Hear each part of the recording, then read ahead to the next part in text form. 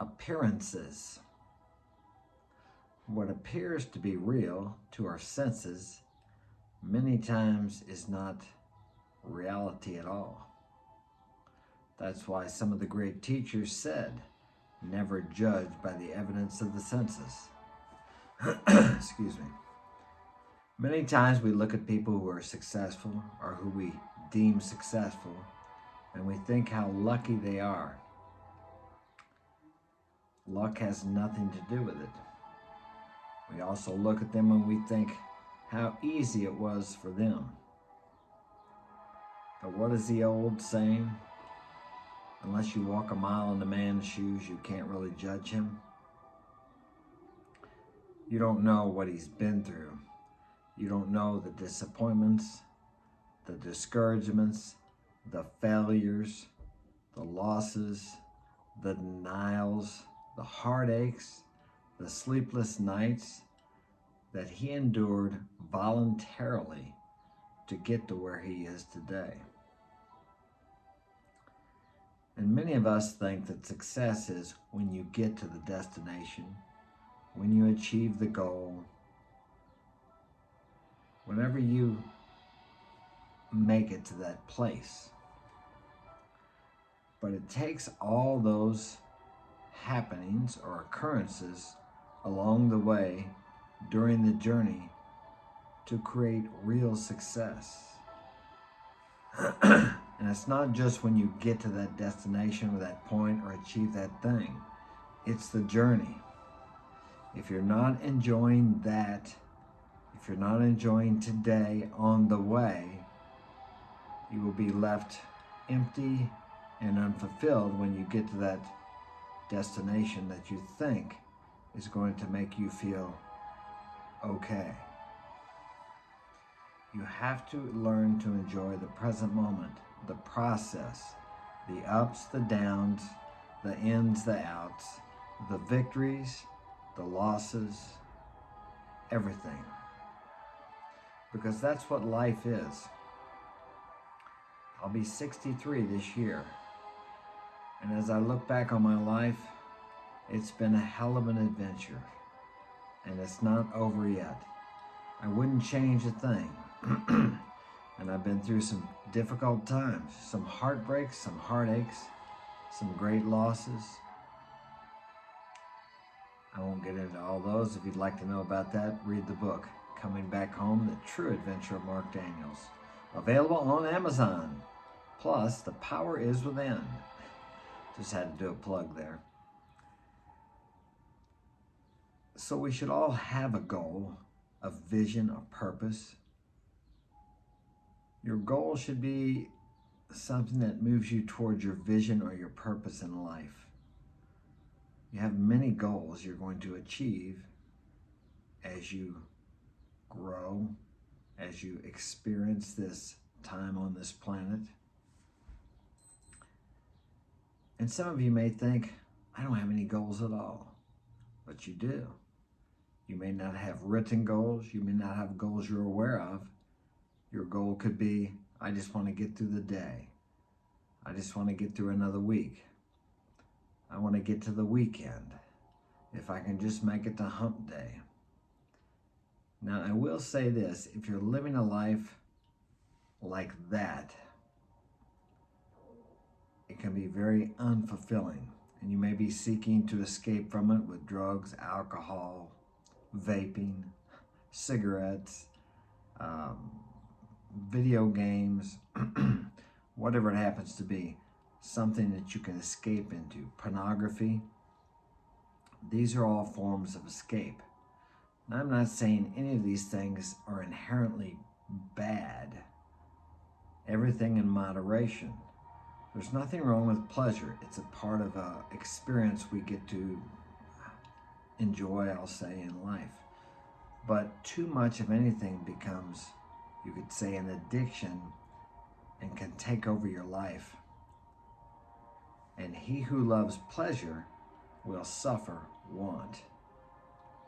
It doesn't say he who likes pleasure, he who experiences pleasure, but he who loves pleasure. And Lord knows I've enjoyed some and love some pleasurable things in my life. And too much of that leads to an emptiness and interior death, a death of the soul, if you like, your spirit, the essence of who you are.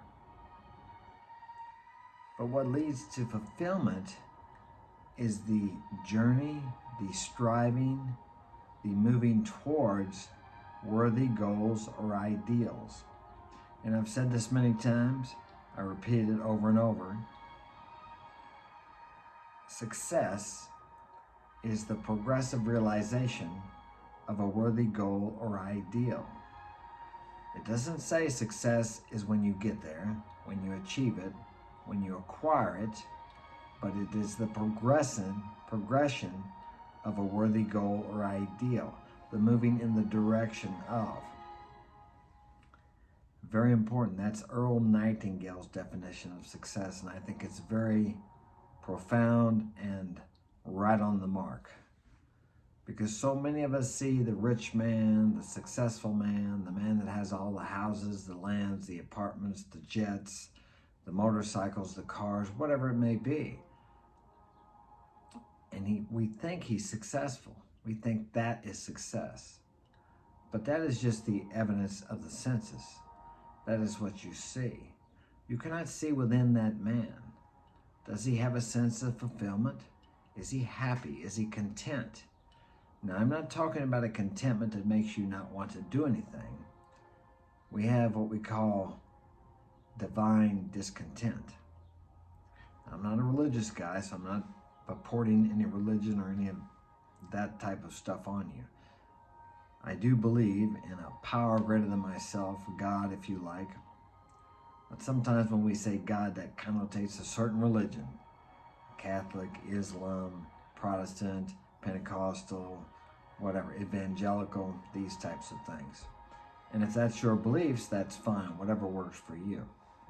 But when I'm talking about a divine discontent is you're happy with what you have, you're contented, but you want more. You have a desire for more. But yet you're accepting, you're loving, you're enjoying, you're appreciating, you're grateful for what you have. But that striving or that desire to strive for more is a God-given gift, if you like. Because in the striving is where we as men feel alive and invigorated. This is what gives us fulfillment. Now, I'm not a woman, so I'm not sure what gives them fulfillment, but what I've learned in my life is relationships and family. And that's one of the issues we have here in the U.S.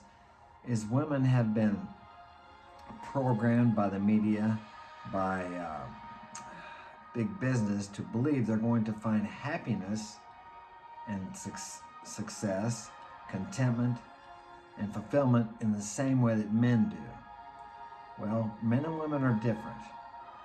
So we don't respond or behave or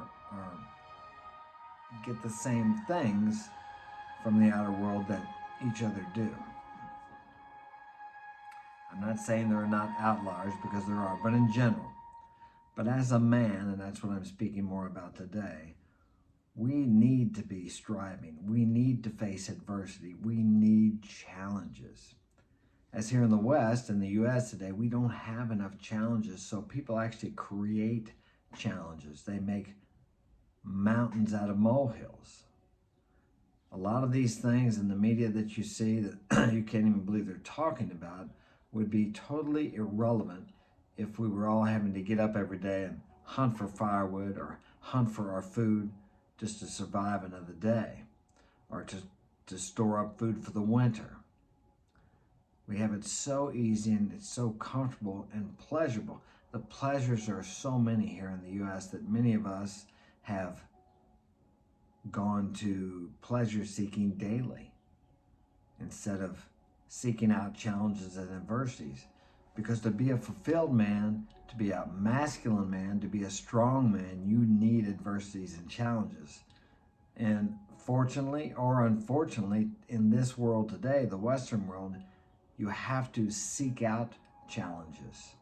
You have to seek out constructive adversity, adverse situations. Anytime you're moving towards goals, you're going to meet resistance or adversity, if you like.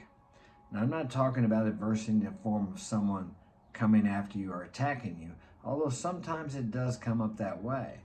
But these things build your character and give you integrity and strength when you handle them in an honorable way.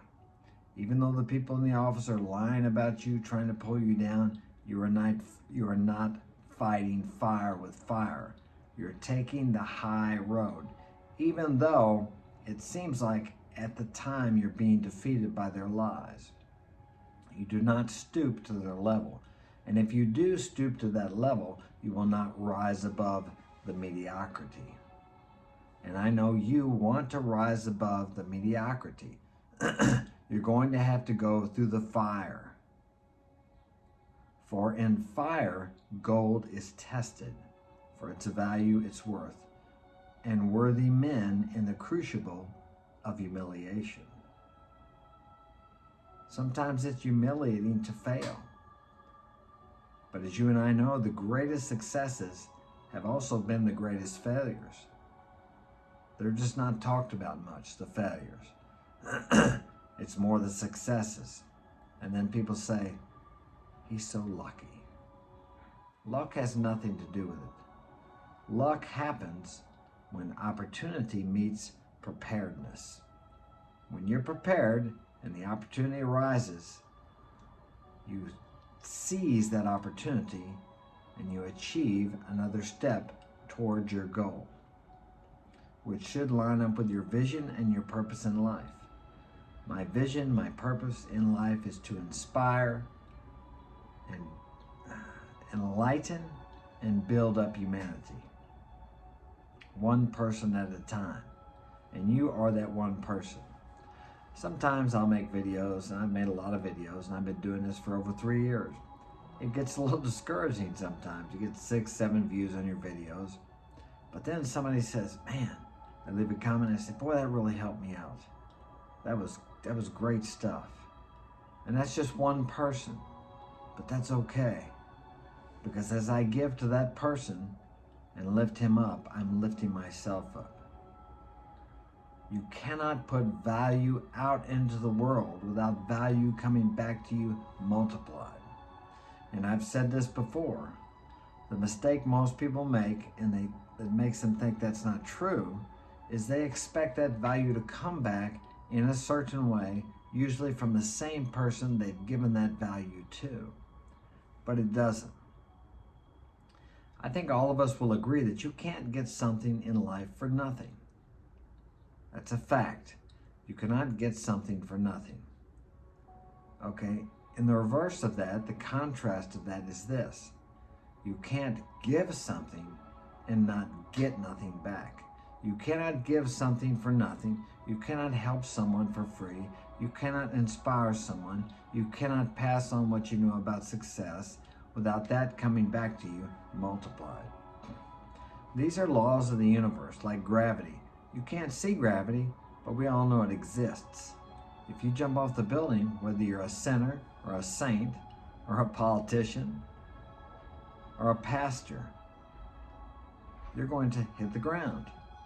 And unless you have a parachute and you jumped off high enough that it will open up, you're going to be hurt.